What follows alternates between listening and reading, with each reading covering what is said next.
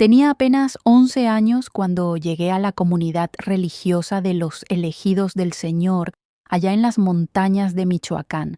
Mis padres me habían dejado ahí pensando que iba a estar mejor, que iba a recibir educación, comida y techo. Lo que nadie sabía es que en ese lugar los niños desaparecían uno por uno, y yo fui testigo de todo. Hoy, a mis 76 años, por fin voy a contar dónde están esos niños. Por favor, no olviden suscribirse al canal, dejar su like y un comentario contándonos desde dónde están escuchando esta historia. Su apoyo significa mucho para nosotros. Mi nombre es Esperanza Contreras Ramírez. Nací en un ranchito cerca de Uruapan, Michoacán, en el año de 1948. Éramos 7 hermanos, yo era la quinta.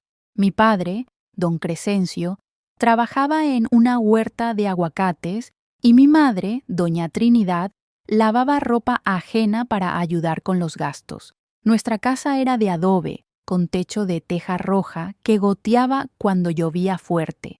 El piso era de tierra apisonada que mi madre barría 3 veces al día. Dormíamos todos juntos en 2 cuartos pequeños, las mujeres en uno y los hombres en otro, sobre petates que enrollábamos en las mañanas. La vida en el rancho era dura, mijo, pero era nuestra vida. Despertábamos con el canto del gallo, cuando el cielo todavía estaba oscuro. Mi madre prendía el anafre y ponía a calentar el café de olla con piloncillo y canela. El olor llenaba toda la casa. Mientras tanto, yo ayudaba a echar tortillas en el comal. Tenía las manos pequeñas todavía, pero ya sabía darle vuelta a la tortilla sin quemarme. Mi padre desayunaba parado, siempre apurado, con su sombrero ya puesto, se tomaba el café de un trago, se comía 2 tortillas con frijoles y salía rumbo a la huerta antes de que saliera el sol. Nuestra casa olía a humo de leña, a frijoles en la olla, a tierra mojada cuando llovía. En el patio teníamos unas gallinas flacas que picoteaban todo el día buscando lombrices. Mi trabajo era cuidarlas, darles maíz quebrado y recoger los huevitos que ponían. A veces solo eran 2 o 3 huevos al día, pero mi madre los guardaba como tesoro. Los domingos hacía huevo revuelto para todos y era la gloria. También teníamos un mango viejo en el solar que daba frutas en abril. Cuando era temporada, comíamos mango en el desayuno, en la comida y en la cena. Las manos se me ponían amarillas de tanto pelar mangos y el jugo me escurría por los brazos. Yo era una niña delgada, de cabello negro lacio que mi madre trenzaba todas las mañanas. Usaba vestidos hechos de retazos que mi abuela cosía. Casi siempre andaba descalza porque los zapatos los guardábamos para ir al pueblo. Mis pies tenían callos gruesos de tanto caminar en la tierra caliente. Me gustaba jugar con mis hermanas a la comidita, hacíamos ollitas de barro y cocinábamos piedras como si fueran frijoles. Mi juguete favorito era una muñeca de trapo que me había hecho mi madre. Tenía cabello de estambre café y ojos pintados con carbón. Le decía Lupita y dormía conmigo todas las noches. Los domingos íbamos a misa al pueblo. Era el día que más me gustaba porque veía a otras niñas, me compraban un dulce de coco si había dinero y podía quitarme el vestido viejo y ponerme el bueno. La iglesia era grande, de piedra, con un techo altísimo que hacía eco cuando el padre hablaba. Me gustaba el olor a incienso, el sonido del órgano, las velas prendidas. Me sentía cerca de Dios ahí. Mi madre rezaba el rosario todos los días y nos enseñó que Dios todo lo ve, todo lo sabe, todo lo perdona. Yo le creía con todo mi corazón. Pero la vida se puso más difícil cuando yo tenía como 9 años. La huerta donde trabajaba mi padre quebró porque una plaga acabó con los aguacates. Don Crescencio se quedó sin trabajo y empezó a buscar en otros ranchos, pero no había. Pasaron semanas, meses. El dinero se acabó. Los frijoles de la olla se pusieron aguados porque mi madre le echaba más agua para que rindieran. Ya no había café, solo agua de panela. Los huevos de las gallinas los vendíamos en el tianguis y nosotros ya no comíamos. Veía a mi padre caminar por el solar, cabizbajo, rascándose la cabeza. Lo oía suspirar hondo, como si cargara una piedra en el pecho. Mi madre lloraba escondida en el cuarto, pensando que no la oíamos, pero sí la oíamos. Una tarde llegó al rancho un hombre que nunca habíamos visto. Venía en un carro viejo, levantando polvo por el camino. Era alto, delgado, de piel blanca, vestido con un traje negro aunque hacía un calor del demonio. Traía lentes redondos y una Biblia gruesa bajo el brazo. Se bajó del carro y sonrió mostrando dientes perfectos. «Buenos días», dijo con voz suave. «Busco a la familia Contreras». Mi padre salió al patio secándose las manos en el pantalón. «Yo soy Crescencio Contreras. ¿En qué le puedo servir?» El hombre se quitó el sombrero. «Me llamo hermano Elías. Vengo de la comunidad religiosa Los Elegidos del Señor. Estamos en las montañas. Como a 3 horas de aquí, ofrecemos hogar, educación y comida a niños de familias necesitadas». Mi padre y mi madre se miraron. El hermano Elías continuó. «Sé que están pasando apuros. Muchas familias en la región están sufriendo. Nuestra comunidad es un lugar de paz donde los niños pueden crecer en la palabra de Dios, aprender a leer, escribir, tener 3 comidas al día. No cobramos nada, solo pedimos que los padres nos confíen a sus hijos para formarlos en el camino del Señor». Sonaba bien, ¿no? Demasiado bien. Pero cuando tienes hambre, cuando ves a tus hijos cada día más flacos, cuando no sabes de dónde va a salir la comida de mañana, hasta lo que suena demasiado bien parece posible. Esa noche mis padres hablaron bajito en su cuarto. Yo me escondí atrás de la puerta para escuchar. «Crescencio, no podemos alimentar a 7 hijos», decía mi madre. «La niña está muy flaca». «Todos están flacos». «Lo sé, mujer, lo sé», respondía mi padre. «Pero entregarla a extraños. No son extraños, son gente de Dios. El hermano Elías dijo que la van a educar, que va a aprender a leer. Nosotros nunca le vamos a poder dar eso». Mi corazón latió fuerte. ¿Me iban a mandar lejos, a un lugar desconocido? Lloré en silencio, tapándome la boca con la mano.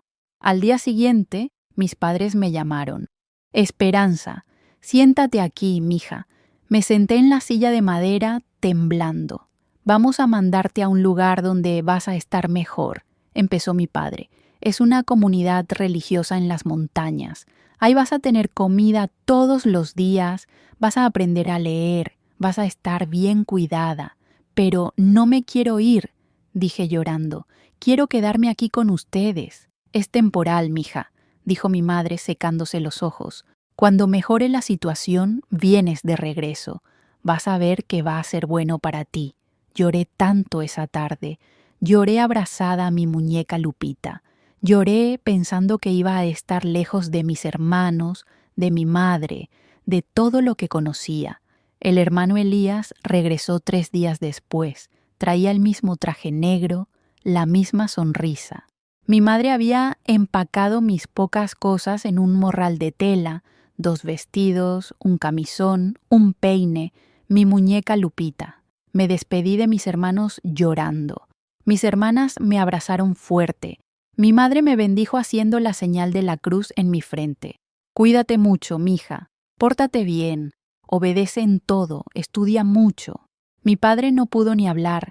Solo me apretó contra su pecho y sentí sus lágrimas caer en mi cabeza. Subí al carro del hermano Elías con el corazón partido en 2. Mientras nos alejábamos, vi a mi familia haciéndose cada vez más pequeña hasta desaparecer.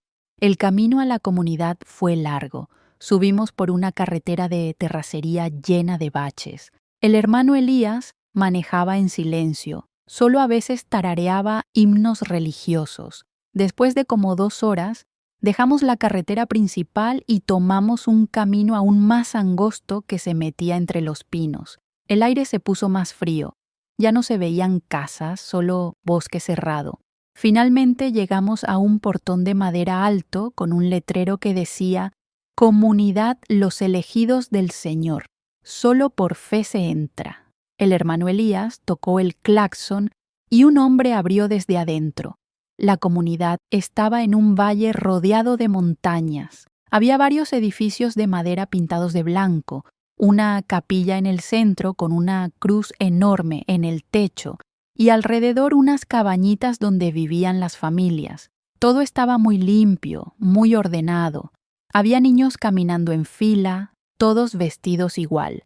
Las niñas con vestidos grises largos y el cabello recogido, los niños con pantalones y camisas grises. Nadie corría, nadie gritaba, nadie reía. Era un silencio raro, pesado. Bienvenida a tu nuevo hogar, Esperanza, dijo el hermano Elías. Aquí vas a ser feliz. Me llevaron a un edificio grande que era el dormitorio de las niñas. Adentro había como 30 camas de metal en 2 filas, todas con sábanas blancas perfectamente estiradas. Una mujer mayor, de cara seria y vestido negro hasta los tobillos, me recibió. Yo soy la hermana Prudencia. Voy a estar a cargo de ti. Aquí hay reglas que se deben obedecer. Primero, despertar a las 5 de la mañana. Segundo, rezar antes de cada comida. Tercero, silencio absoluto después de las oraciones de la noche. Cuarto, obedecer sin cuestionar. ¿Entendido? Sí, hermana, respondí bajito. Me asignaron una cama junto a otra niña que se llamaba Luz María. Tenía como mi edad, cabello castaño, ojos tristes. Hola, me dijo en voz baja. Yo llevo aquí 6 meses. La rutina en la comunidad era estricta, mijo. Despertábamos a las 5 con una campana que sonaba fuerte. Teníamos 10 minutos para vestirnos y hacer la cama. Después íbamos a la capilla para la oración de la mañana que duraba 1 hora. El hermano Elías dirigía hablando de pecado, salvación, obediencia. Todos respondíamos al mismo tiempo. Amén, hermano. Alabado sea el Señor. Después del rezo íbamos al comedor. La comida era simple pero suficiente. Avena con agua, un pedazo de pan, agua. Comíamos en silencio absoluto. Si alguien hablaba, la hermana Prudencia golpeaba la mesa con una vara y todos volteábamos a ver al que había cometido la falta. Después del desayuno teníamos clases. Nos enseñaban a leer usando la Biblia, a escribir copiando versículos, a hacer cuentas básicas. Yo aprendía rápido porque tenía hambre de conocimiento. Por las tardes trabajábamos en el huerto de la comunidad, sembrando verduras, arrancando hierbas, regando. Era trabajo pesado para niños, pero nadie se quejaba. La hermana Prudencia caminaba entre nosotros con su vara, vigilando. A las 6 de la tarde teníamos la cena, sopa de verduras, tortillas, a veces un poco de frijoles. A las 7, oración de la noche. A las 8, todos a dormir. Así todos los días, sin cambio, sin descanso, sin alegría. Pero lo más extraño de todo era que cada cierto tiempo un niño desaparecía. La primera vez que pasó, yo llevaba como 3 semanas en la comunidad. Era un niño llamado Rodrigo, de unos 8 años. Una mañana su cama estaba vacía, perfectamente tendida. ¿Dónde está Rodrigo?, preguntó una niña en voz baja. La hermana Prudencia respondió sin mirar. Rodrigo fue bendecido. Una familia cristiana lo adoptó. Ahora está en un hogar lleno de amor. Alabado sea el Señor. Y todos respondimos como zombis. Alabado sea el Señor. Pero algo no cuadraba. ¿Por qué no nos habían avisado? ¿Por qué no se despidió? ¿Por qué su ropa seguía en el cajón? Pasaron 2 meses y desapareció otra niña, Carmela. Misma historia. Fue bendecida, fue adoptada. Alabado sea el Señor. Después desapareció un niño llamado Esteban. Luego una niña, Refugio. Luego otro niño, Filiberto. Siempre en la noche, siempre sin despedida, siempre con la misma explicación. Algunos niños preguntaban, ¿por qué no podemos despedirnos? ¿Por qué no nos dicen antes? La hermana Prudencia respondía con voz dura: «No cuestionen los designios de Dios. Él sabe lo que hace. Los niños bendecidos con adopción se van en secreto para no causar envidia en los demás. Deberían alegrarse por ellos, pero yo no me alegraba. Sentía miedo, un miedo que me apretaba el estómago, que no me dejaba dormir». Luz María, mi compañera de cama, tampoco se lo creía. Una noche, después de que apagaban las luces, me susurró: «Esperanza, yo creo que algo malo está pasando». «¿Por qué piensas eso?», pregunté. «Porque mi prima estaba aquí. Desapareció hace 4 meses. Mi tía vino a buscarla y le dijeron que la habían adoptado, pero mi tía nunca firmó ningún papel de adopción. Mi tía gritó, lloró, exigió ver a su hija. La sacaron a empujones. Mi corazón se disparó. Entonces, ¿a dónde se los llevan de verdad?». «No sé», respondió Luz María, «pero voy a averiguar». Las semanas siguientes, Luz María y yo empezamos a poner atención a todo. Notamos que las desapariciones siempre pasaban en noches de luna nueva, cuando estaba más oscuro. Notamos que el hermano Elías desaparecía esas noches también. Se iba en su carro y regresaba antes del amanecer. Notamos que los niños que desaparecían siempre eran los más pequeños, los más bonitos, los más sanos. Nunca se llevaban a los que estaban enfermos o con alguna discapacidad. Nunca se llevaban a los adolescentes, solo niños de 6 a 12 años. Una noche de luna nueva, Luz María me despertó tocándome el hombro. «Vamos a seguirlo», susurró. «¿Seguir a quién?», pregunté medio dormida. «Al hermano Elías. Hoy es noche de luna nueva. Apuesto que va a venir por otro niño». Mi corazón latió fuerte. «¿Y si nos descubren? Tenemos que arriesgarnos. Necesitamos saber la verdad». Me levanté temblando. Nos pusimos los zapatos en silencio y salimos del dormitorio por la ventana que Luz María había aflojado días antes. El aire de la noche estaba helado.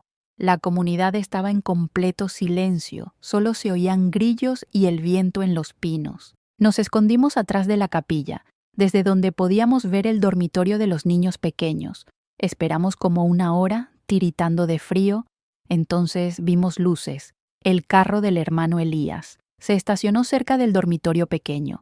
Bajó acompañado de otro hombre que nunca habíamos visto, un hombre gordo con traje elegante. Entraron al dormitorio. Pasaron como 10 minutos. Salieron cargando un bulto envuelto en una cobija. Era un niño, se veía por la forma. El niño no se movía. Estaba dormido, drogado, muerto. No podíamos saber. Los vimos meter al niño en la cajuela del carro. El hermano Elías y el hombre gordo hablaron bajito. Vimos que el hombre gordo le dio al hermano Elías un sobre grueso. El hermano Elías lo abrió y contó billetes, dinero. En ese momento entendimos todo. No estaban adoptando a los niños, los estaban vendiendo como si fueran gallinas en el tianguis. Luz María me apretó la mano con fuerza. «Tenemos que hacer algo», susurró. «Pero, ¿qué podemos hacer? Somos solo niñas. Tenemos que escapar y decir la verdad». Pero escapar no era fácil. La comunidad estaba rodeada de bosque cerrado. El portón siempre estaba cerrado con candado. No sabíamos el camino de regreso al pueblo. No teníamos dinero, no teníamos comida, no teníamos nada.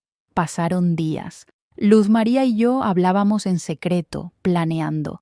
Decidimos que teníamos que intentarlo la próxima vez que el hermano Elías saliera de día al pueblo a comprar provisiones. Ese día el portón se abría y había oportunidad. El día llegó 2 semanas después. El hermano Elías anunció en el desayuno que iba al pueblo y regresaría por la tarde. Era nuestra oportunidad. Durante el trabajo en el huerto, Luz María y yo nos escabullimos. Corrimos hacia el portón. Estaba entreabierto porque estaban descargando unos sacos de maíz. Pasamos corriendo sin que nadie nos viera. Entramos al bosque. Corrimos sin parar, sin mirar atrás, con el corazón latiendo como tambor. Las ramas nos raspaban la cara, las piedras nos lastimaban los pies, pero no paramos. No sé cuánto tiempo corrimos. El sol empezó a bajar. Teníamos miedo de estar perdidas. Entonces escuchamos un ruido, un motor, una carretera. Caminamos hacia el ruido y encontramos la carretera de terracería. Esperamos. Pasó como media hora hasta que vimos un camión viejo. Luz María se paró en medio del camino agitando los brazos. El camión se detuvo. Era un señor mayor que transportaba naranjas. ¿Qué hacen dos niñas solas aquí?, preguntó. Por favor, señor, ayúdenos, lloró Luz María. Nos escapamos de la comunidad Los Elegidos del Señor. Ahí están vendiendo niños. El señor nos miró serio. Súbanse, dijo. Las voy a llevar al pueblo con las autoridades. Subimos a la cabina del camión. El viaje fue largo, pero por fin vimos casas, calles, gente. El señor nos llevó directo a la presidencia municipal. Ahí contamos todo a un oficial. Las desapariciones, el dinero, el niño envuelto en la cobija. El oficial escribió todo. Van a investigar, dijo. Mientras tanto, ¿tienen familia? Yo sí, dije. En Uruapan. Luz María también. El oficial nos dio de comer y nos dejó descansar. Al día siguiente nos mandaron con un policía de regreso a nuestras casas. Cuando llegué al rancho, mi madre casi se desmaya de la emoción. Esperanza, hija, gritó abrazándome. Pensábamos que estabas bien. ¿Qué pasó? Le conté todo. Mi padre escuchó con la cara cada vez más pálida. Dios mío, murmuró. ¿Qué hicimos? Te mandamos a un lugar del demonio. Pero mi madre dijo, no, Crescencio, Dios la protegió, Dios la trajo de regreso. Alabado sea el Señor. Las autoridades investigaron, fueron a la comunidad, el hermano Elías y la hermana Prudencia negaron todo. Dijeron que éramos niñas mentirosas, que nos habíamos escapado porque no queríamos trabajar. Dijeron que las adopciones eran legales, que tenían papeles, mostraron documentos firmados. La investigación se cerró, no había pruebas suficientes. Los niños desaparecidos no aparecieron. Sus familias lloraron, exigieron, protestaron, pero no pasó nada. La comunidad siguió funcionando. Siguieron recibiendo niños, siguieron desapareciendo. Yo me quedé en mi rancho, pero no podía olvidar. No podía dormir pensando en esos niños. ¿Dónde estaban? ¿Estaban vivos? ¿Los trataban bien? ¿Sufrían? Las preguntas me martillaban la cabeza día y noche. Pasaron los años. Crecí. A los 15 me puse a trabajar limpiando casas en el pueblo. Guardaba cada centavo. A los 17 empecé a estudiar de noche en una escuela para adultos. Aprendí a leer bien, a escribir, a hacer cuentas. Mi sueño era volverme trabajadora social para ayudar a niños como yo. A los 21 me fui a Morelia. Trabajé de día y estudié de noche. Terminé la preparatoria. Hice un curso de trabajo social. Conseguí trabajo en una oficina del DIF, que se encargaba de adopciones y protección infantil. Y ahí, mijo, ahí empecé a buscar. Empecé a revisar archivos, documentos, registros de adopciones de los años 60 y 70. Busqué nombres: Rodrigo, Carmela, Esteban, Refugio, Filiberto, todos los niños que recordaba que habían desaparecido de la comunidad, y los encontré. Encontré sus nombres en documentos de adopción, pero algo estaba mal. Las firmas de los padres eran falsificadas, las direcciones eran inventadas. Los nombres de las familias adoptivas eran de gente adinerada de la Ciudad de México, Guadalajara, Monterrey, gente que no podía tener hijos y que pagaba mucho dinero por adoptar. Adopciones ilegales, tráfico de niños, eso era lo que estaba pasando. El hermano Elías conseguía niños de familias pobres con la promesa de educación y hogar. Los vendía a familias ricas que querían hijos. Todos ganaban menos los niños y sus familias verdaderas, pero había algo que me daba esperanza. Los niños no estaban muertos, estaban vivos, creciendo en familias adoptivas. Algunos probablemente ni sabían que eran adoptados, otros tal vez sí sabían, pero estaban bien cuidados. Decidí que iban a hacer todo lo posible para reunir a esos niños, ahora adultos, con sus familias biológicas. Empecé a contactar a las familias originales. Muchas habían perdido la esperanza. Otras se alegraron de saber que sus hijos estaban vivos. El caso más difícil fue el de Luz María. Su mamá había muerto de tristeza años después de que la niña desapareciera. Su tía, la que había ido a buscarla a la comunidad, todavía estaba viva. Le mostré los documentos. Luz María había sido adoptada por una familia en Guadalajara. La tía quería verla. Investigué más. Encontré la dirección. Fui personalmente. Toqué la puerta. Abrió una mujer de como 40 años. ¿Luz María Sánchez? Pregunté. Soy María Luisa Domínguez, respondió. Pero sí, mi nombre de nacimiento era Luz María Sánchez. ¿Cómo lo sabe? Le conté todo. Su origen, la comunidad, su familia biológica. Lloró. Siempre supe que era adoptada, dijo. Mis padres adoptivos me lo dijeron cuando cumplí 18. Fueron buenos conmigo, me dieron educación, amor, pero siempre quise saber de dónde venía. Organicé un encuentro con su tía. El reencuentro fue hermoso, mijo. Lloraron abrazadas. Su tía le contó cómo era su madre, cómo la había buscado sin descanso, cómo había muerto con el corazón roto. Luz María, ahora María Luisa, visitó la tumba de su madre, puso flores, lloró, pero también sonrió, porque ahora sabía quién era, de dónde venía. Seguí buscando más casos. En 20 años reunía 17 familias, 17 niños que habían desaparecido de la comunidad y que ahora conocían su verdad. Algunos decidieron quedarse con sus familias adoptivas, pero manteniendo contacto con las biológicas. Otros regresaron con su familia de origen. Cada caso era diferente, pero todos agradecían saber la verdad. ¿Y qué pasó con el hermano Elías y la comunidad?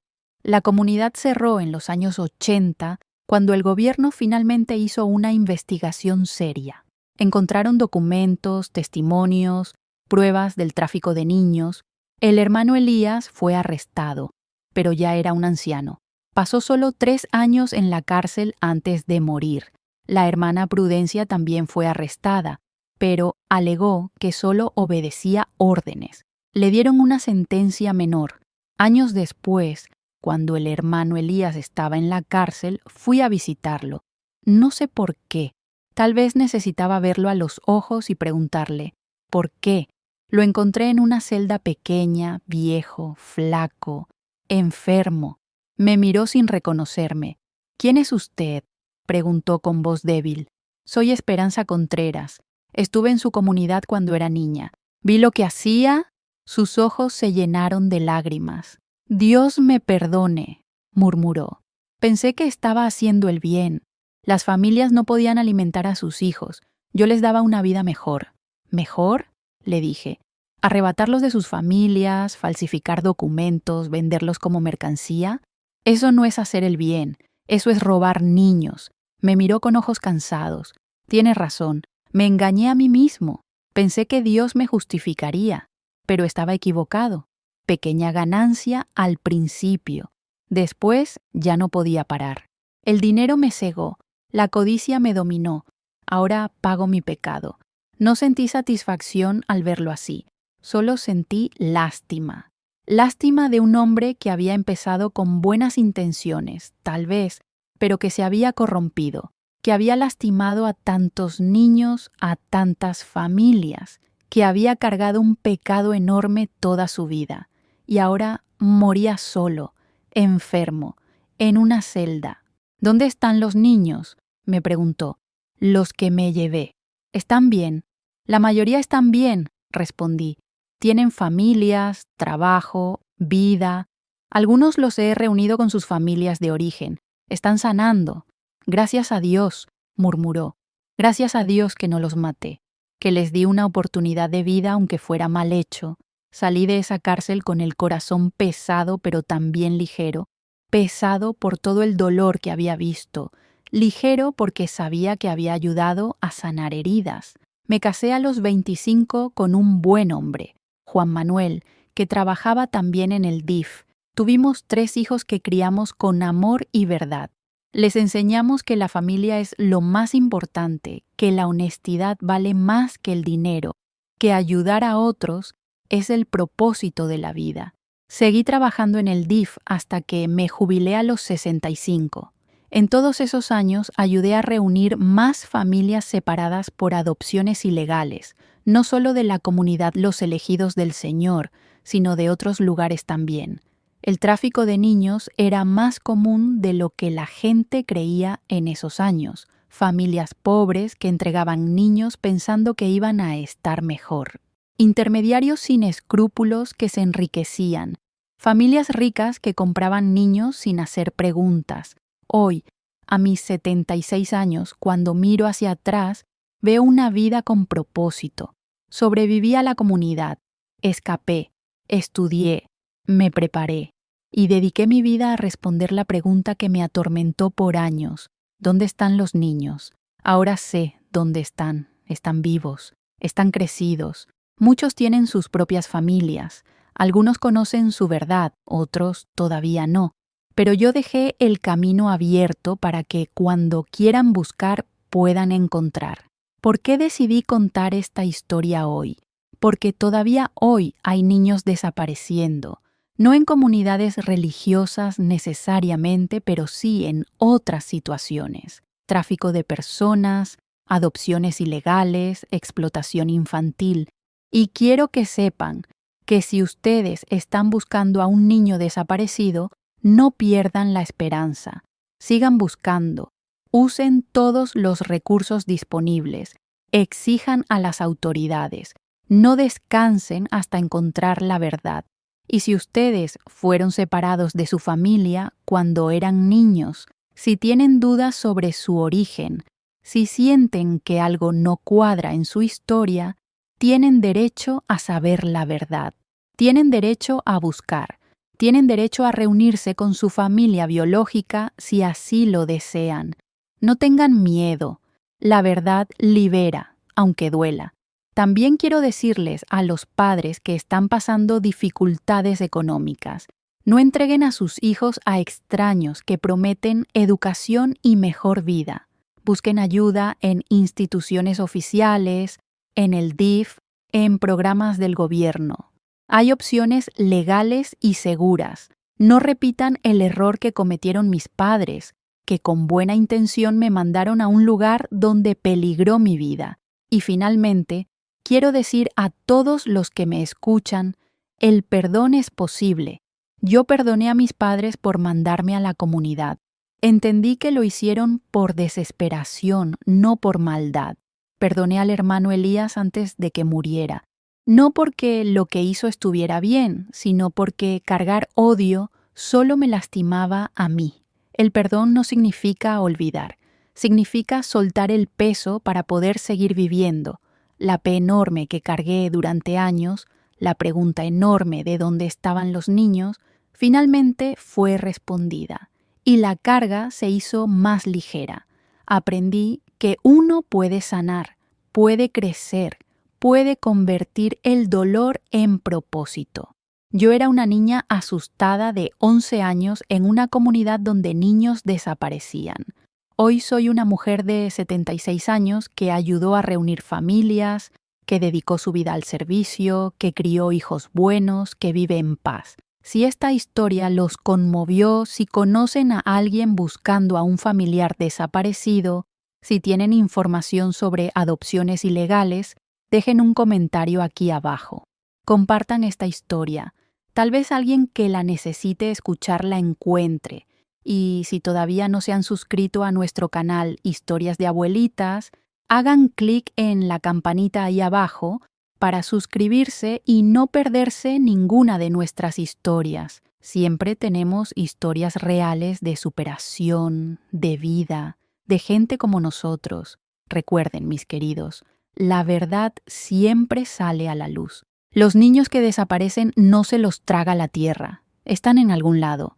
Y con paciencia, con amor, con determinación, se pueden encontrar.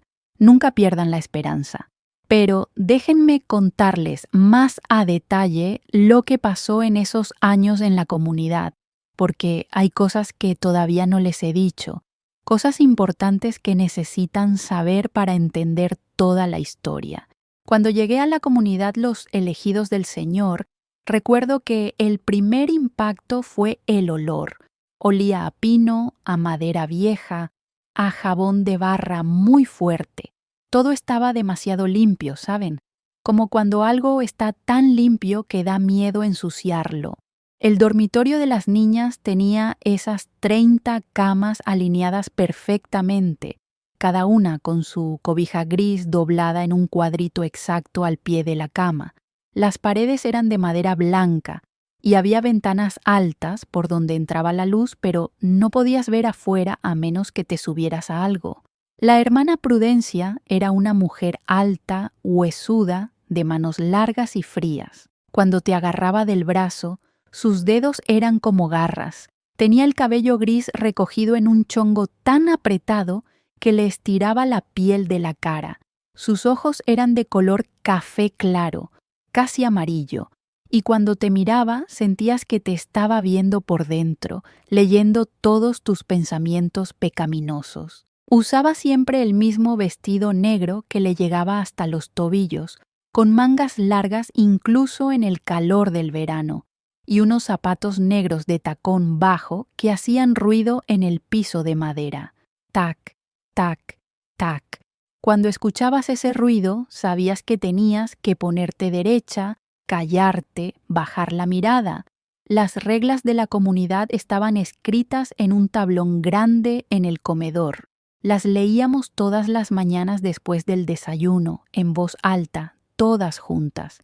Regla número 1. Obediencia absoluta a los hermanos y hermanas. Regla número 2. Silencio durante las comidas, el estudio y después de las oraciones nocturnas. Regla número 3. Limpieza en todo momento del cuerpo y el alma. Regla número 4. Trabajo diligente sin queja. Regla número 5.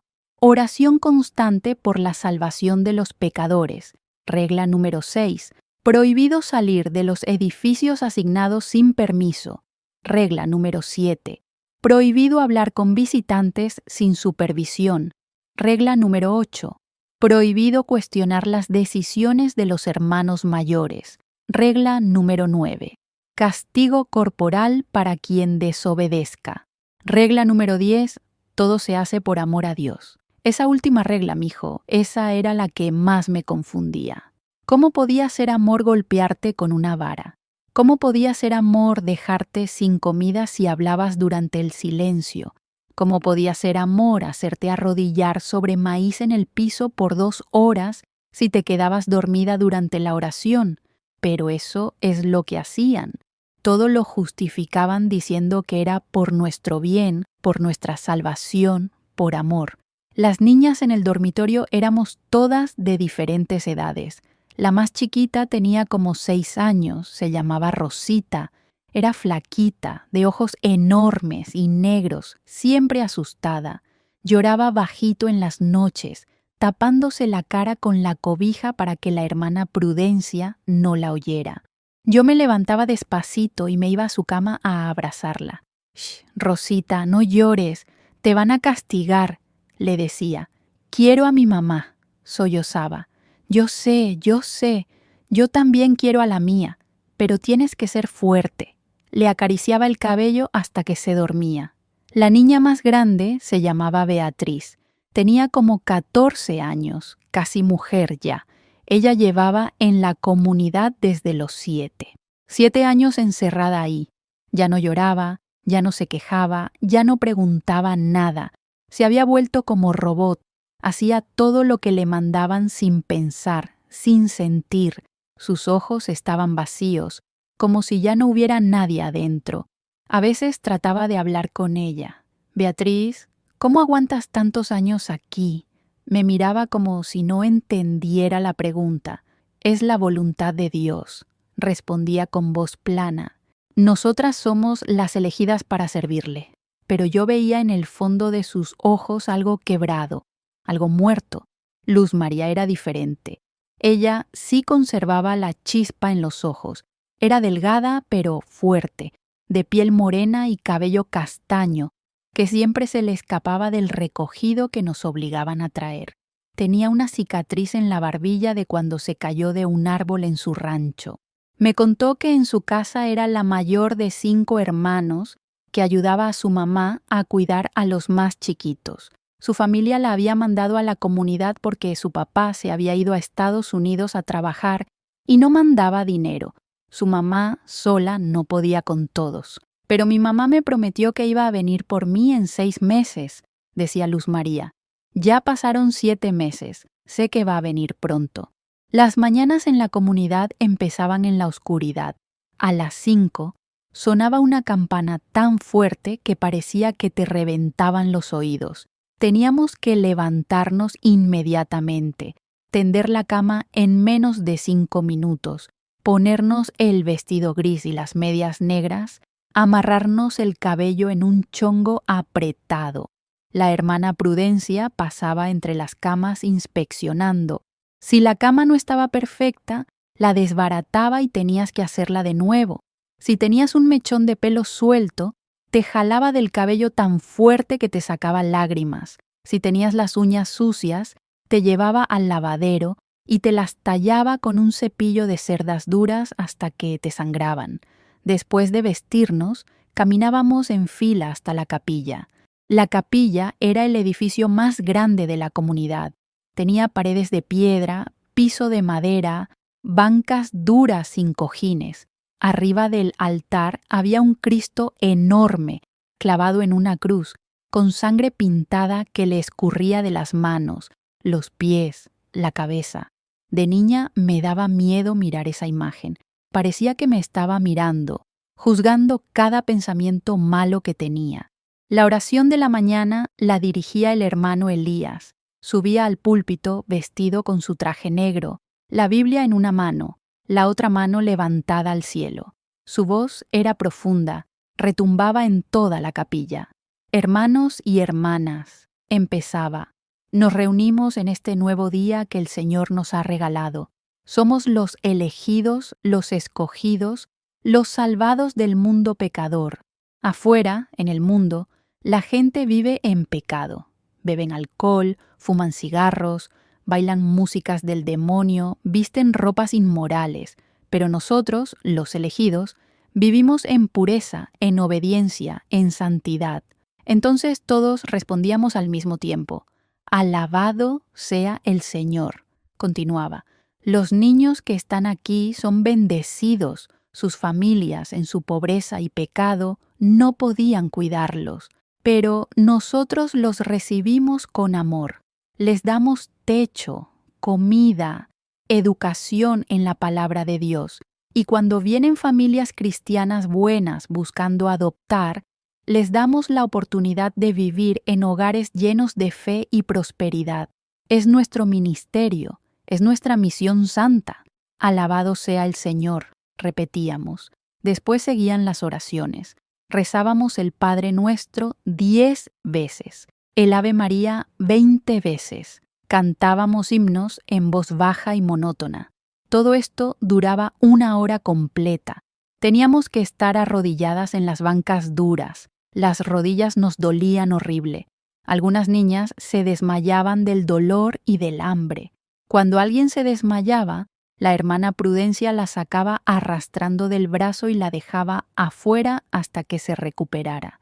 No había compasión, solo obediencia. Después de la oración íbamos al comedor. El comedor era un cuarto largo con mesas de madera y bancas corridas.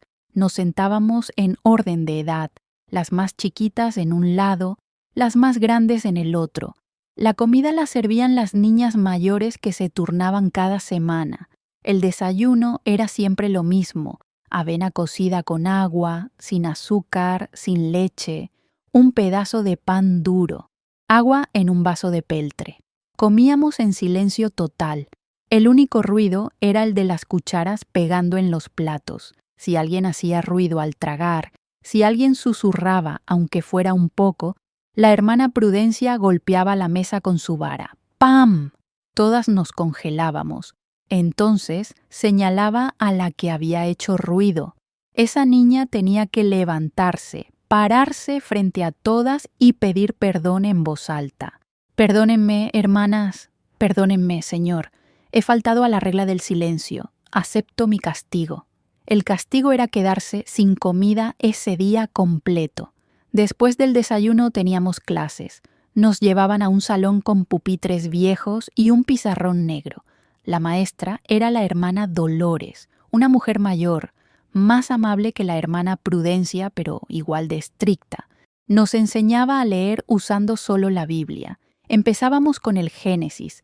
En el principio creó Dios los cielos y la tierra estaba desordenada y vacía, y las tinieblas estaban sobre la faz del abismo. Teníamos que leer en voz alta, una por una, sin equivocarnos. Si te equivocabas en una palabra, tenías que volver a empezar desde el principio. Si te equivocabas 3 veces, te daban con la regla en los nudillos. También nos enseñaba a escribir. Copiábamos versículos completos en cuadernos rayados. Mi mano se cansaba de tanto escribir, pero me gustaba. Me gustaba aprender las letras, formar palabras, leer historias aunque fueran de la Biblia. Aprendí rápido. En pocas semanas ya leía corrido. La hermana Dolores lo notó. «Esperanza lee bien», le dijo a la hermana Prudencia un día. «Tiene facilidad para las letras». La hermana Prudencia me miró con ojos entrecerrados. «Cuidado, niña», me dijo.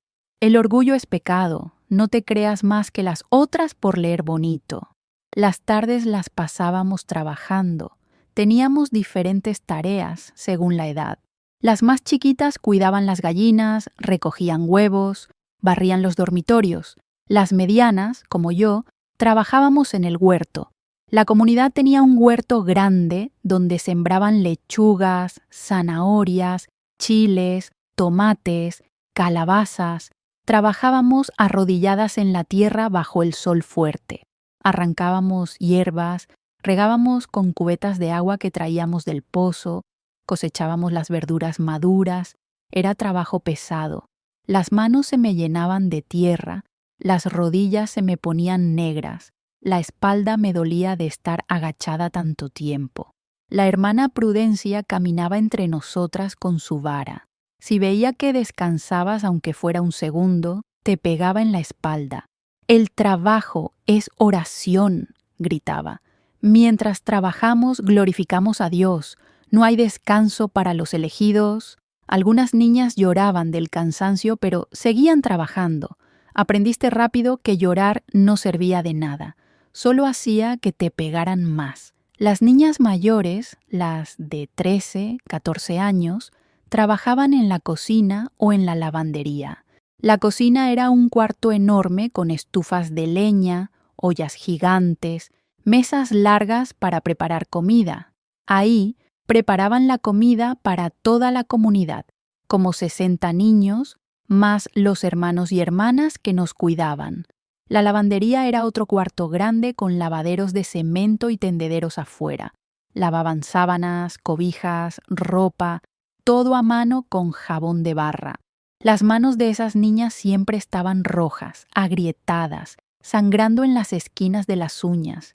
Yo observaba todo, observaba las caras de las niñas. Algunas ya estaban rotas por dentro, como Beatriz, otras todavía luchaban, como Luz María. Observaba a los hermanos y hermanas que nos cuidaban. El hermano Elías casi nunca hablaba con nosotras directamente. Solo daba sus sermones en la capilla y después desaparecía en su oficina o salía en su carro. La hermana Prudencia era la que estaba siempre encima de nosotras, vigilando, castigando, pero había otros también. El hermano Matías, que cuidaba a los niños varones. Era un hombre gordo, de voz ronca, que olía a sudor y tabaco. Los niños le tenían miedo. Decían que pegaba más fuerte que la hermana Prudencia. También estaba la hermana Socorro, que trabajaba en la cocina. Ella era más joven. de unos 30 años, y a veces, cuando nadie la veía, nos daba un pedacito extra de pan o nos dejaba comer una zanahoria del huerto. Una vez me miró a los ojos y vi algo ahí, algo como lástima, como si quisiera decir algo, pero no se atrevía. «Ten cuidado, niña», me susurró un día cuando nadie escuchaba. «Ten mucho cuidado». No entendí qué quería decir, pero la manera como lo dijo me dio escalofríos. Las noches eran lo peor. Después de la cena, que era solo sopa aguada de verduras y tortillas, teníamos la oración de la noche, otra hora arrodilladas en la capilla. Más rezos, más himnos, más sermones del hermano Elías sobre el pecado y la salvación. A las 8 nos mandaban a dormir. Nos acostábamos en nuestras camas duras con las cobijas delgadas. La hermana Prudencia apagaba las luces y se quedaba sentada en una silla junto a la puerta, vigilando. No podíamos hablar, no podíamos movernos mucho. Si te escuchaba susurrar, prendía la luz y te sacaba de la cama de las greñas. Te hacía arrodillarte en el pasillo sobre maíz hasta que amaneciera. Pero, en esas noches oscuras, cuando la hermana Prudencia finalmente se dormía roncando en su silla, algunas niñas susurrábamos bajito. «¿Cuándo crees que nos vengan a buscar? ¿Tú crees que nuestros papás se acordarán de nosotras? Tengo miedo». Yo también. Nos reconfortábamos como podíamos, sabiendo que todas estábamos igual de asustadas, igual de solas. Fue en una de esas noches que Luz María me contó más sobre las desapariciones. Llevaba 6 meses en la comunidad cuando llegó. En esos 6 meses habían desaparecido 4 niños. El primero fue un niño que se llamaba Pedrito. Me susurró en la oscuridad. Tenía como 7 años. Era bien alegre, siempre estaba sonriendo aunque lo castigaran. Una mañana su cama estaba vacía. La hermana Prudencia dijo que una familia de doctores de la Ciudad de México lo había adoptado. Dijo que íbamos a ser feliz, que iba a estudiar medicina. Todas nos alegramos por él, pero después me puse a pensar, ¿por qué no nos dieron permiso de despedirnos? ¿Por qué se lo llevaron en la noche como ladrón? El segundo fue una niña, Carmela. Era gordita, bien trabajadora. La querían mucho en la cocina porque nunca se quejaba. Un día desapareció igual. Familia de comerciantes de Guadalajara, dijeron. El tercero fue Esteban, un niño de 8 años que le gustaba cantar. Cantaba los himnos más bonito que todos. Lo adoptó una familia de maestros, dijeron. Y el cuarto fue mi prima Refugio. Ahí fue cuando empecé a sospechar de verdad. Le pregunté por qué. Porque mi prima Refugio era especial. Había nacido con un pie chueco, cojeaba al caminar, era más lenta que las otras niñas para trabajar. ¿Por qué una familia querría adoptar a una niña con pie chueco cuando había tantas niñas sanas? No tenía sentido. Y además, mi tía, la mamá de Refugio, nos había dicho, claro, antes de mandarnos aquí, solo es por 6 meses. En 6 meses vengo por ustedes. ¿Por qué mi tía iba a firmar papeles de adopción cuando nos prometió que vendría por nosotras? Tenía razón, no tenía sentido. ¿Y qué crees que pasa realmente?, le pregunté. Luz María se quedó callada un rato. Después dijo, creo que se los llevan hacia algún lado, no sé a dónde, pero no es adopción legal, algo está mal, muy mal. Desde esa noche, las dos empezamos a poner más atención. Notamos que siempre desaparecía algún niño en noche de luna nueva, como una vez al mes, a veces cada 2 meses. Notamos que siempre eran niños pequeños, bonitos, de ojos claros o cabello güero si era posible. Notamos que el hermano Elías, los días después de una desaparición, andaba con ropa nueva, con zapatos nuevos. Una vez lo vimos contando dinero en su oficina, billetes grandes que nunca habíamos visto. También notamos que antes de cada desaparición llegaban visitantes a la comunidad. Eran gente elegante, de la ciudad, llegaban en carros buenos, vestidos con ropa cara. El hermano Elías los recibía en su oficina.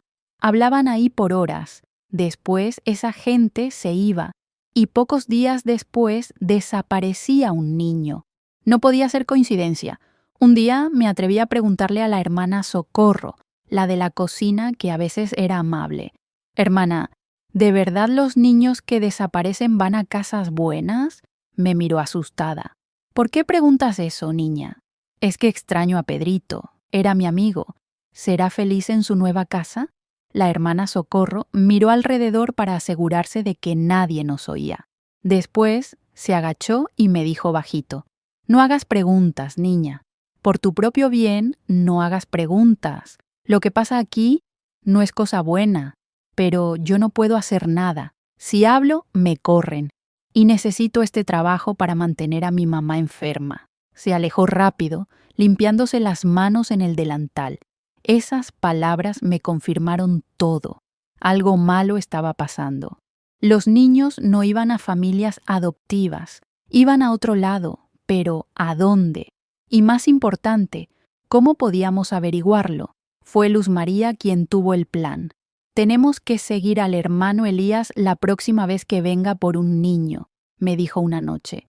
Tenemos que ver a dónde se lo lleva, con quién se encuentra, qué hace con el dinero.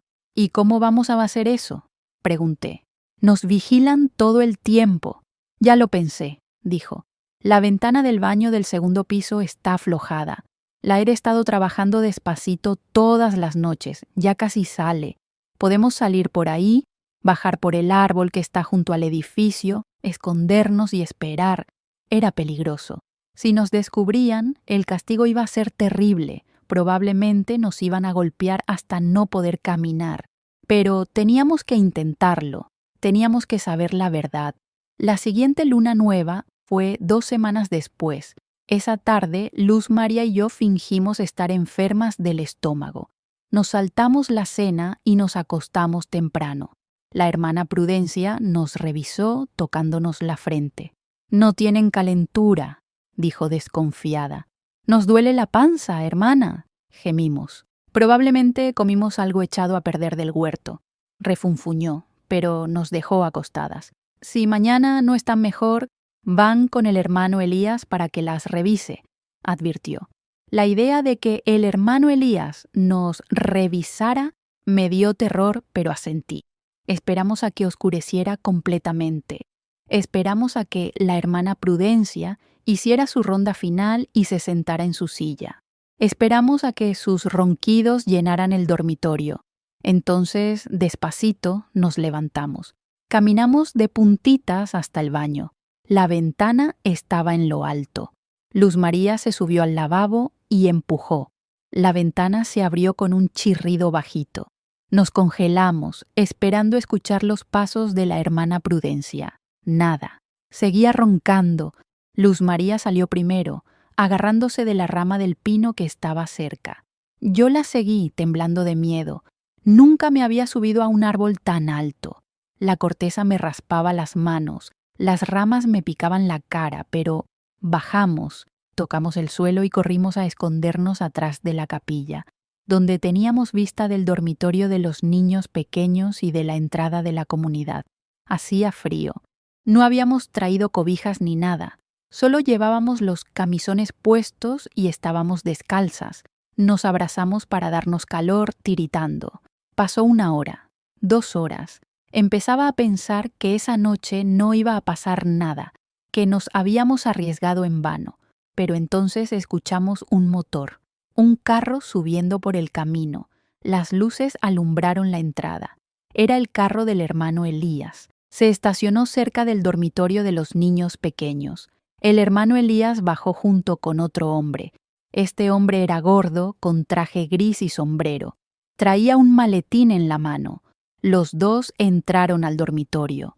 Luz María y yo nos arrastramos más cerca, escondiéndonos atrás de unos arbustos. Pasaron como 10 minutos. Salieron cargando algo envuelto en una cobija. Era un niño. Reconocí los zapatos que asomaban de la cobija. Eran los zapatos de Miguelito, un niño de 7 años de ojos verdes y cabello rubio. Lo metieron en la cajuela del carro. Mi corazón latía tan fuerte que pensé que me iban a escuchar. El hombre gordo sacó un sobre del maletín. El hermano Elías lo abrió y contó billetes bajo la luz de la luna. Vi cómo sonreía. Después se dieron la mano y el hombre gordo se fue en el carro con Miguelito en la cajuela. El hermano Elías se quedó parado ahí, contando los billetes una y otra vez, metiéndoselos en el bolsillo del saco. Luz María me apretó el brazo tan fuerte que me dejó moretón. «¿Lo viste?», susurró. «Lo viste. Lo están vendiendo. Están vendiendo a los niños». Las lágrimas me corrían por la cara. Sí, lo había visto. Con mis propios ojos. No eran adopciones. Era venta de niños. Tráfico. Y ese hombre, ese hermano Elías que predicaba sobre el amor de Dios, estaba lucrando con nosotros. Éramos mercancía para él. Nada más. Regresamos al dormitorio por el mismo camino. Subimos el árbol, entramos por la ventana, nos metimos en nuestras camas justo antes del amanecer.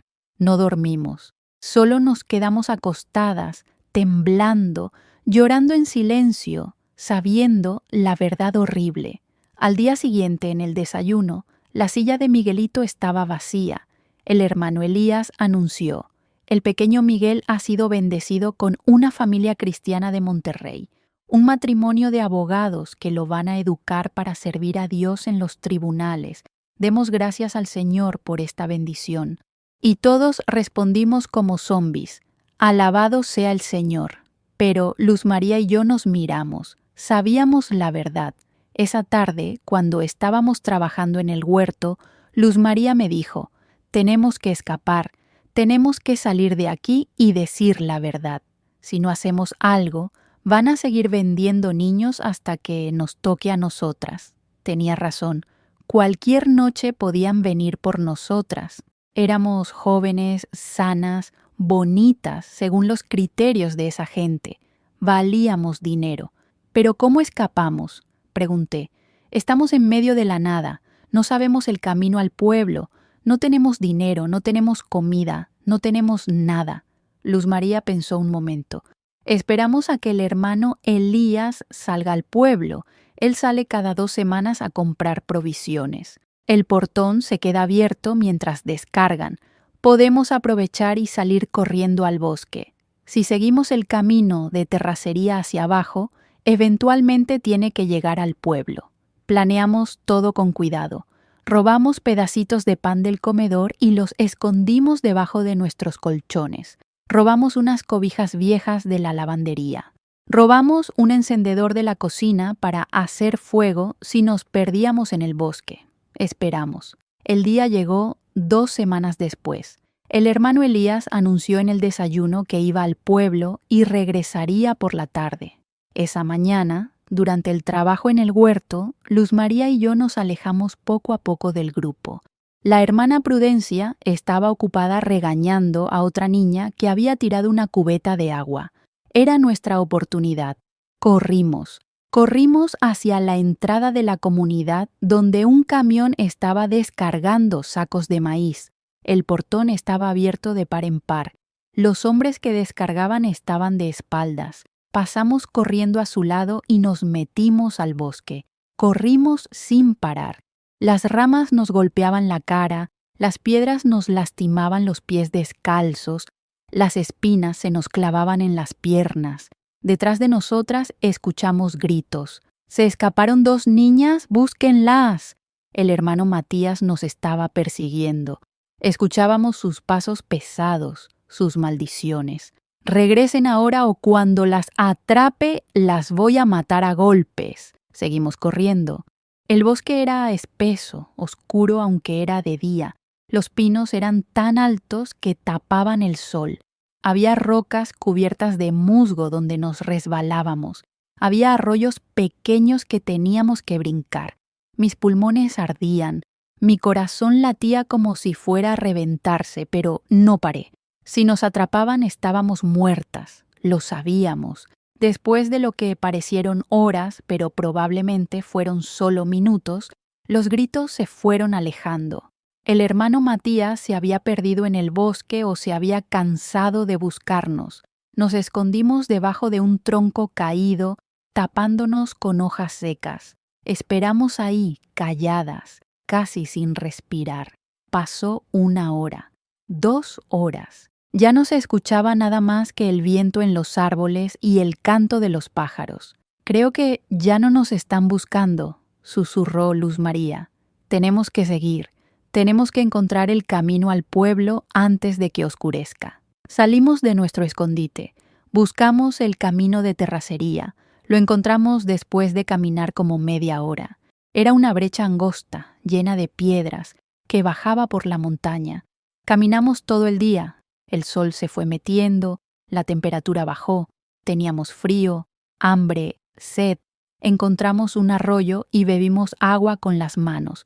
Comimos los pedacitos de pan que habíamos robado, pero no era suficiente. La noche nos alcanzó en medio del bosque. Teníamos miedo. Escuchábamos ruidos extraños, ramas que se quebraban, aullidos a lo lejos, cosas que se movían entre los árboles. ¿Animales? ¿O los hombres de la comunidad buscándonos? Hicimos un fueguito pequeño con ramas secas y el encendedor robado. Nos envolvimos en las cobijas y nos acurrucamos juntas. ¿Tú crees que lo vamos a lograr?, preguntó Luz María. Tenemos que lograrlo, respondí. Por nosotras, por Miguelito, por todos los niños que vendieron. Tenemos que contarle a alguien la verdad. Esa noche casi no dormimos. Cada ruido nos sobresaltaba. Pero cuando amaneció, seguimos caminando. El camino empezó a verse más transitado. Había huellas de llantas recientes. Había basura tirada que significaba que gente había pasado por ahí. Y entonces, cuando el sol ya estaba alto, escuchamos el ruido más hermoso del mundo. Un motor. Un camión viejo apareció en el camino. Luz María se paró en medio agitando los brazos. «Por favor, ayúdenos». El camión se detuvo. El conductor era un señor de unos 60 años, moreno, con sombrero de palma, ojos amables. «¿Qué hacen 2 niñas solas aquí?», preguntó bajando la ventana. «Nos escapamos de la comunidad Los Elegidos del Señor», dijo Luz María llorando. «Ahí están vendiendo niños. Por favor, llévenos al pueblo. Tenemos que avisar a las autoridades». El señor nos miró serio. «Súbanse», dijo abriendo la puerta. «Las voy a llevar con el presidente municipal. Esto se tiene que investigar». Subimos a la cabina del camión. Olía a naranjas y diésel. El señor se llamaba Don Pancho y transportaba fruta a Uruapan. Mientras manejaba, le contamos todo. Las desapariciones, el dinero, Miguelito en la cajuela, todo. Don Pancho movía la cabeza incrédulo. «Hace años oí rumores», dijo. «Gente del pueblo decía que esa comunidad no era de fiar. Pero nunca pensé que fuera tan grave». El viaje al pueblo duró como 2 horas. Cuando vimos las primeras casas, lloré de alivio. Habíamos escapado. Estábamos a salvo. Don Pancho nos llevó directo a la presidencia municipal. Era un edificio blanco, con el escudo nacional pintado en la puerta. Adentro había un oficial sentado atrás de un escritorio viejo. «Don Pancho, ¿qué pasó?», preguntó. «Estas niñas se escaparon de la comunidad religiosa de la montaña. Dicen que ahí están vendiendo niños». El oficial, que se llamaba licenciado Guzmán, nos hizo sentar, nos dio agua, pan dulce, nos dejó descansar un momento. Después sacó una libreta y empezó a escribir. «Cuéntenme todo desde el principio», dijo, y le contamos todo, cada detalle, los nombres de los niños desaparecidos, las noches de luna nueva, el hombre gordo del maletín, el dinero, la cajuela. El licenciado escribía rápido, frunciendo el ceño más y más. Cuando terminamos, se recargó en su silla y suspiró hondo. «Esto es muy grave», dijo. «Si lo que dicen es cierto, estamos hablando de tráfico de menores, corrupción, crimen organizado. Voy a tener que investigar. Pero tiene que actuar rápido», dije. «Si no, van a seguir vendiendo niños. Van a venir por más». El licenciado asintió. «Lo sé. Voy a ir personalmente a la comunidad mañana con unos agentes. Mientras tanto, ustedes necesitan estar en un lugar seguro. ¿Tienen familia?». «Yo sí». dije. En Uruapán. Mi papá se llama Crescencio Contreras. Yo también, dijo Luz María. Mi mamá se llama Guadalupe Sánchez. Vive en un rancho cerca de aquí. El licenciado hizo unas llamadas. Esa misma tarde llegó mi padre en un caballo prestado. Cuando me vio, se le salieron las lágrimas. Me abrazó tan fuerte que casi no podía respirar. Esperanza, mija, gracias a Dios. Pensábamos que estabas bien en la comunidad si hubiéramos sabido... Ya pasó, papá, dije. Ya estoy aquí, pero tiene que ayudar a las autoridades. Tienen que rescatar a los niños que todavía están ahí. Mi padre habló con el licenciado, le dio toda la información que sabía. La mamá de Luz María también llegó y pasó lo mismo. Abrazos, lágrimas, promesas de ayudar con la investigación. Al día siguiente, el licenciado Guzmán organizó un operativo. Fueron como 10 agentes de la policía estatal a la comunidad. Luz María y yo queríamos ir, pero no nos dejaron. Es peligroso, dijo el licenciado. Pueden haber armas, puede haber violencia. Ustedes se quedan aquí seguras. Esperamos todo el día. Luz María, yo, nuestras familias, todos juntos en la presidencia municipal.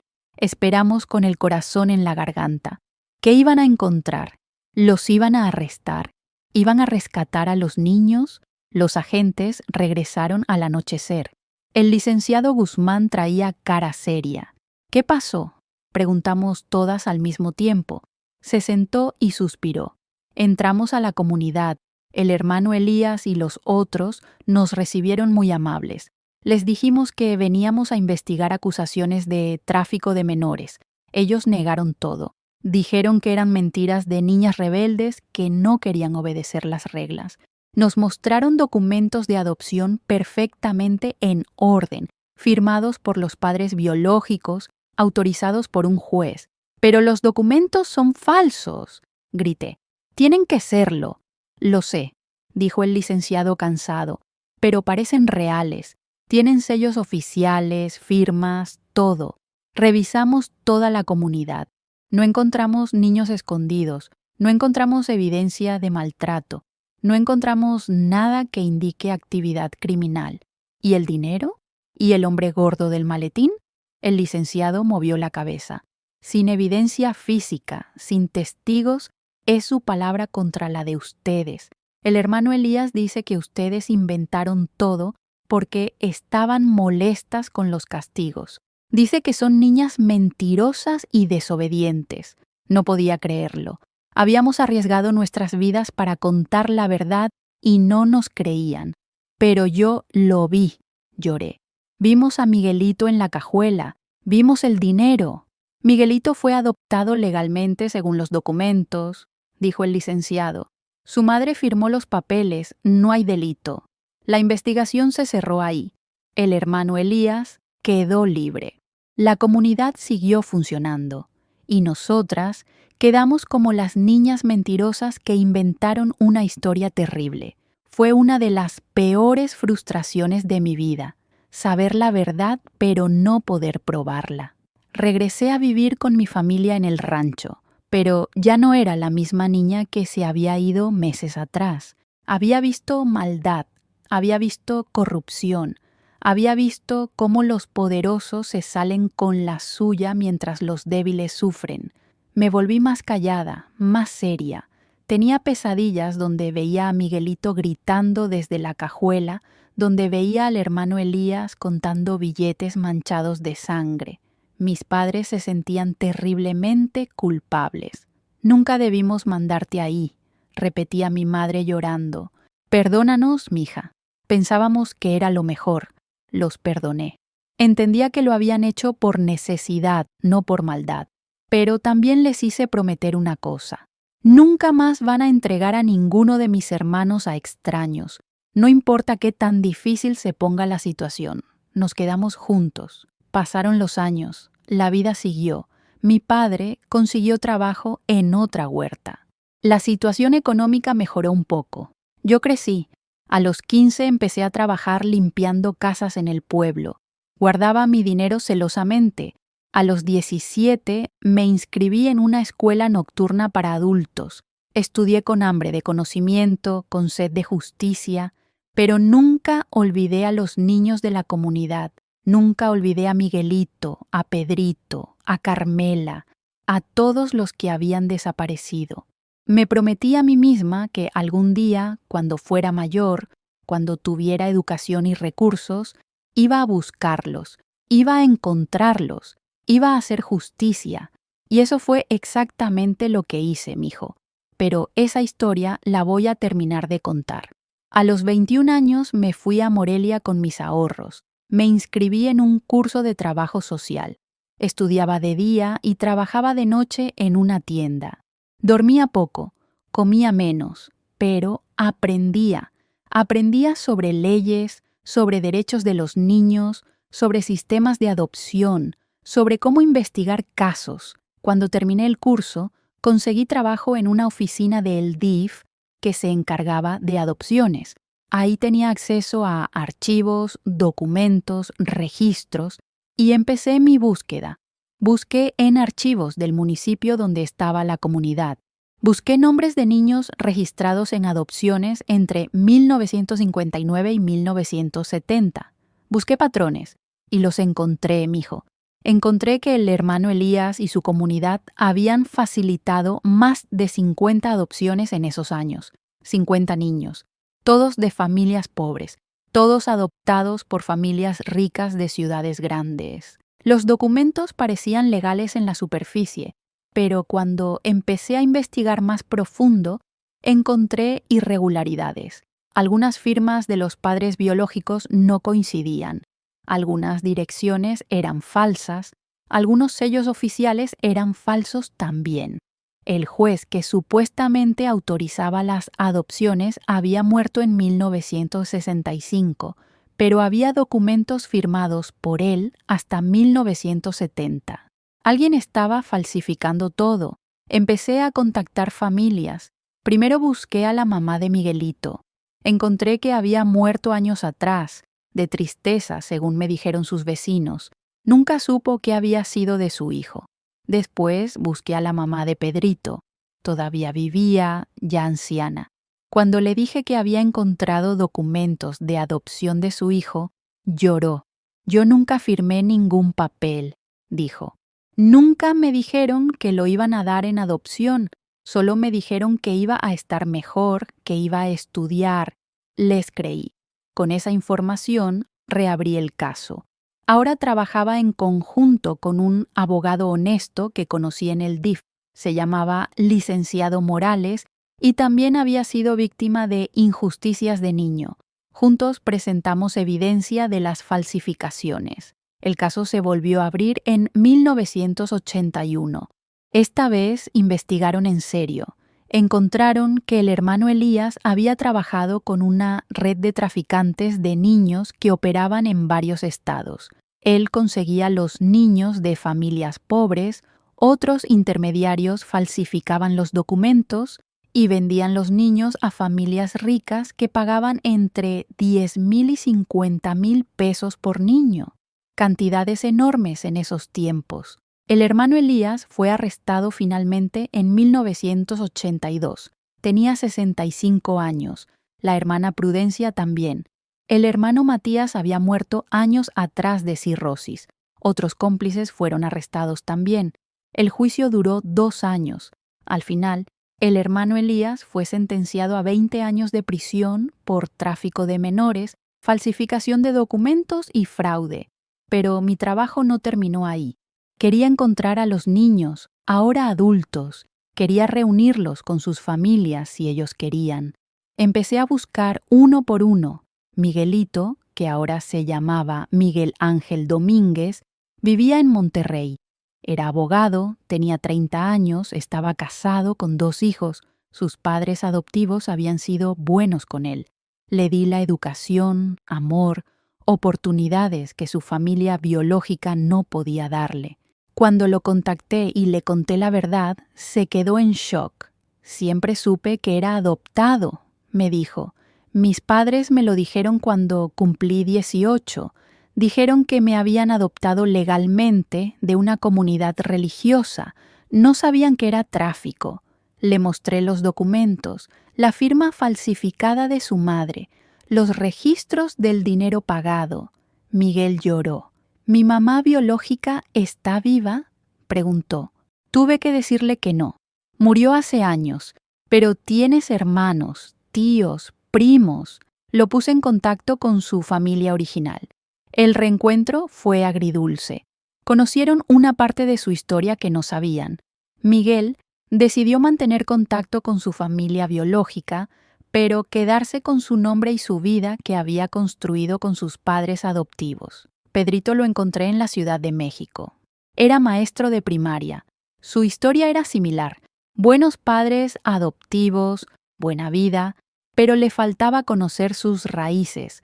Cuando supo la verdad, quiso conocer a su madre biológica. Organicé el encuentro. Fue hermoso verlos abrazarse después de más de 20 años. No todos los casos fueron felices. Algunos niños habían sido adoptados por familias que no los trataron bien. Encontré a Carmela viviendo en Guadalajara, trabajando como empleada doméstica. Sus padres adoptivos la habían explotado, haciéndola trabajar desde niña sin pagarle, sin dejarla estudiar. Cuando cumplió 18 la corrieron. Estaba resentida, lastimada, pero cuando la reuní con su familia biológica, algo sanó en ella. No todo, pero algo. En total, logré encontrar y reunir a 32 de los 50 niños que habían sido traficados por la comunidad. Los otros 18 no los pude encontrar. Algunos se habían ido al extranjero con sus familias adoptivas. Otros habían cambiado tanto de nombre y dirección que era imposible rastrearlos, pero 32 familias pudieron saber la verdad. 32 personas pudieron conocer sus orígenes. Luz María, mi amiga valiente que escapó conmigo, la encontré también. Ella había sido adoptada efectivamente por una familia en Guadalajara, pero era verdad que su tía nunca firmó papeles. La adoptaron ilegalmente. Cuando cumplió 18, sus padres adoptivos le dijeron la verdad. La habían comprado. Ellos no sabían que era ilegal, pensaban que era un proceso normal. Se sintieron terribles cuando supieron. Luz María buscó a su familia original y yo la ayudé a encontrarlos. Su mamá todavía vivía. El reencuentro fue de esos que te rompen el corazón de la emoción.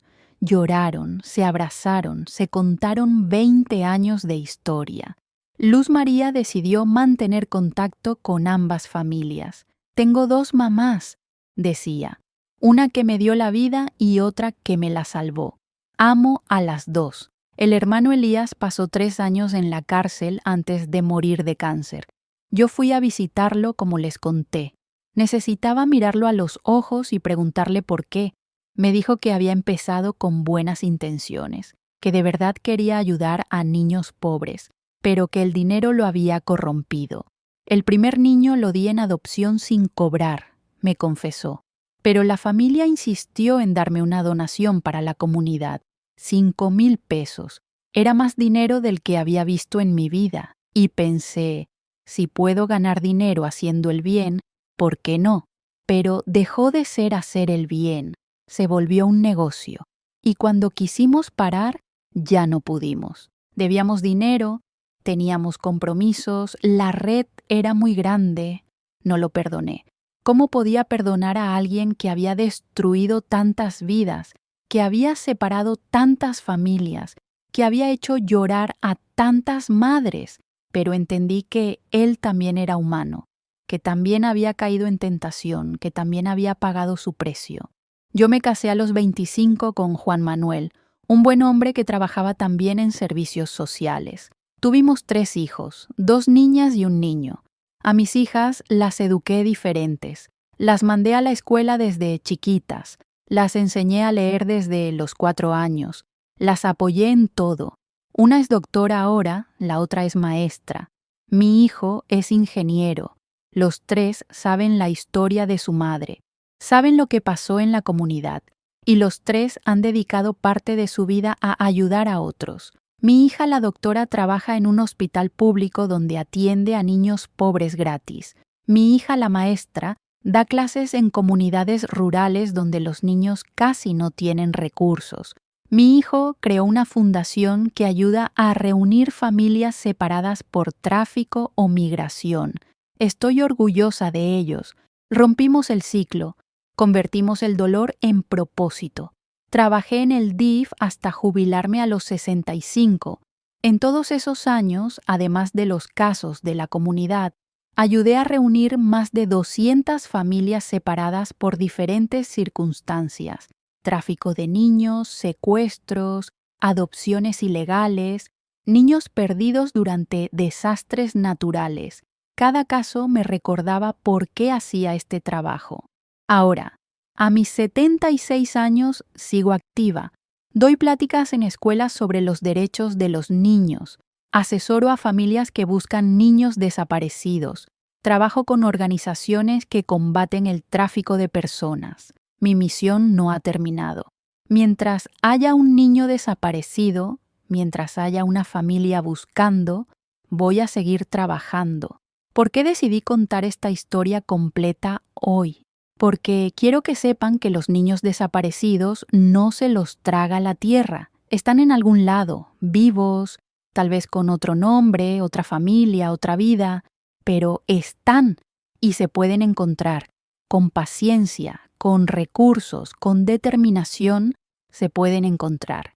También quiero que sepan que el tráfico de niños sigue existiendo.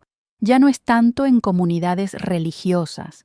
Ahora es en redes más sofisticadas, pero sigue pasando. Niños pobres que desaparecen, familias desesperadas que entregan a sus hijos, intermediarios sin escrúpulos que lucran.